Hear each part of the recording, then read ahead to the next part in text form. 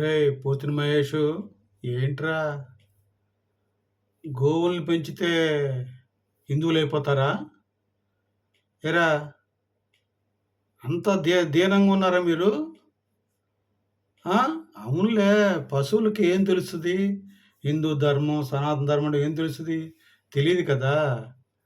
మీరు గోవులు పెంచింది మాత్రం హిందువులు అయిపోతే మరి పెంచేవాళ్ళు క్రిస్టియన్స్లు పెంచుతున్నారు, ముస్లిమ్స్ పెంచుతున్నారు, వాళ్ళు ఏమవుతారా? సపోజ్ నీకోసమే యజ్ఞం చెబుతా, వాళ్ళని అవమానించడం కాదు కానీ వేశ్యలు ఉంటారు, వాళ్ళు గుళ్ళకి వెళ్తారు, వాళ్ళు అంత మాత్రాన వాళ్ళ పతితులు అయిపోతారు వాళ్ళు.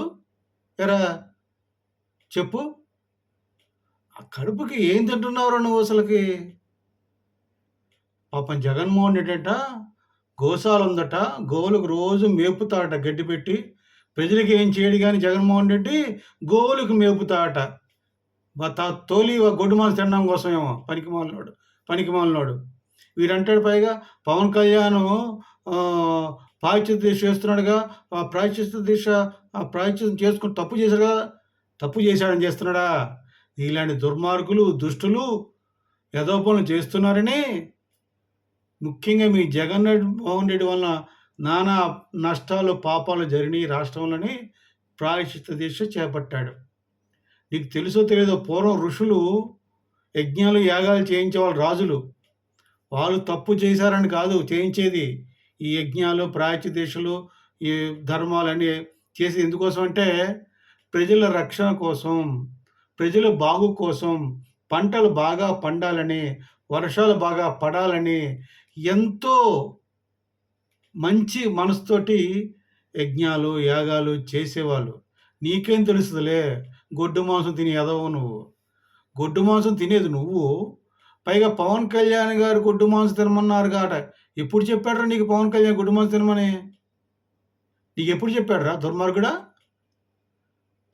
నువ్వు తింటూ గొడ్డు మాంసం, సామెత ఉంది కదా, పచ్చకామల్లోడికి లోకం అంతా పచ్చ కనిపిస్తాడు. అట్లాగా నువ్వు గొడ్డు మాంసం తింటూ పవన్ కళ్యాణ్ గారు తినమన్నారుగా. గొడ్డు మాంసం తిన్నోడు హిందువు ఎట్లా అవుతాడు? సనాతన ధర్మం ఎట్లా పాటిస్తాడు? ఏంట్రా శివుడు మాల వేసుకుంటే శివుడు శివభక్తుడు అయిపోతాడా? ఓం నమ శివాయ అంటే శివభక్తుడు అయిపోతాడా? ఓం స్వామి శరణయ్యప్పుడు శరణయ్య భక్తుడు అయిపోతాడా? కాదు కదా. దానికి ఒక సిస్టము, ట్రెడిషన్ ఉంటుంది, అది ఫాలో అవ్వాలి. నేను చెప్తున్నా కదా, మీరు ఎట్లా అయిపోయారంటే తప్పు మీద తప్పు, తప్పు మీద తప్పు, తప్పు మీద తప్పు చేస్తున్నారు. మీకు చెంప చెల్లుమనే రోజు దగ్గరలో ఉంది. గుర్తుపెట్టుకోరా పోతిన మహేష్, నువ్వు మాట్లాడే మాటలు చాలా ఎక్కువ మాట్లాడుతున్నావు.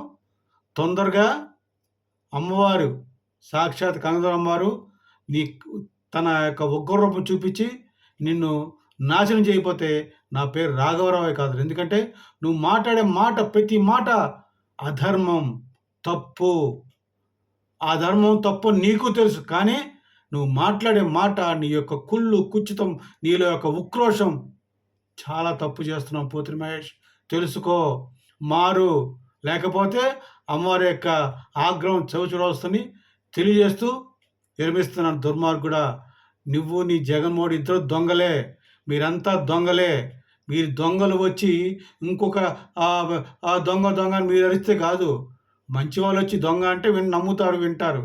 కానీ తెలుసుకోమని చెప్తూ, మంచిగా ఉంటే అమ్మవారు ఉగ్రరూపం నీ మీద పడదు, లేకపోతే నాశనం అయిపోతావని నేను చెబుతూ విరమిస్తున్నాను. జై జనసేన, జై హింద్.